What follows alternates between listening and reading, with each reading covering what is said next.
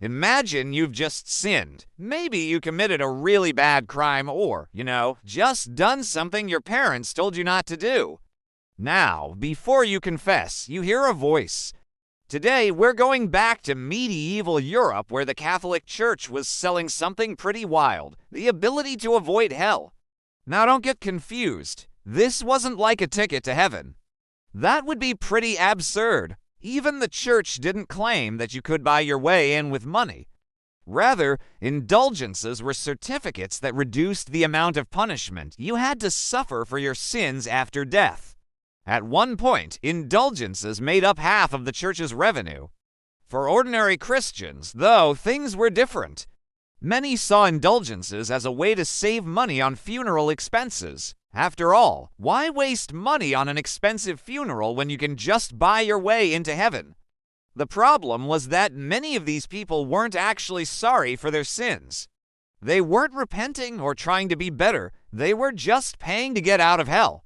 Pay me and I will erase your sin. Boom. Deal done? Well, welcome to the world of indulgences. A professor at the University of Wittenberg, Luther was troubled by the state of the church. In particular, he hated the sale of indulgences. Within decades, much of Northern Europe had broken away from the Catholic Church. Many new Protestant churches were founded, including Lutheranism, Presbyterianism, and Anglicanism. And while violence and war were common during this transition, the sale of indulgences was eventually abolished. In 1517, he decided to do something about it. The story of indulgences reminds us that religious symbols can be corrupted and that forgiveness is not always as straightforward as it seems.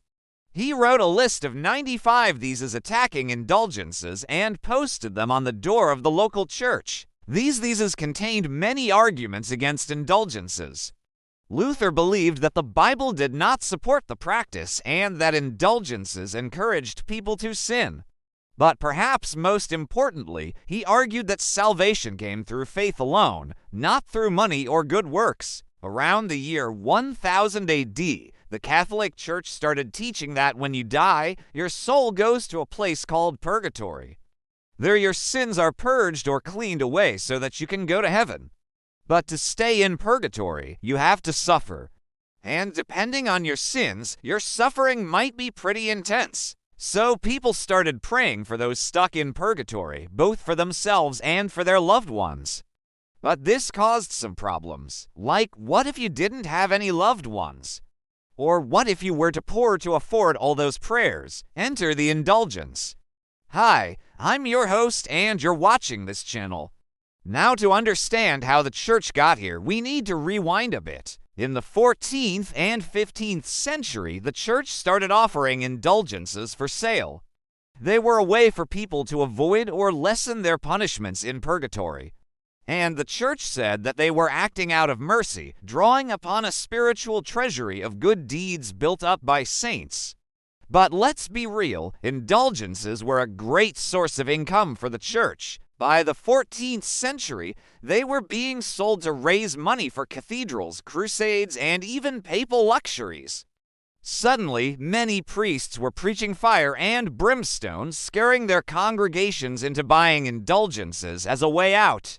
One of the most notorious preachers was a Dominican friar named Johann Tetzel. As he traveled through Germany in the early 1500s, he attracted huge crowds. His sermons were filled with imagery of hell and damnation, but he also offered a simple solution. For a small fee, you could obtain an indulgence and go straight to heaven. In fact, he bragged that as soon as a coin rang in the collection plate, a soul would spring out of purgatory. Now, Tetzel wasn't the only one profiting off indulgences. Popes and bishops were making a fortune. Well, eventually the system caught the attention of one German monk, Martin Luther. Luther's actions sparked a movement known as the Protestant Reformation. But while the practice is long gone, its legacy lives on. Thanks for watching.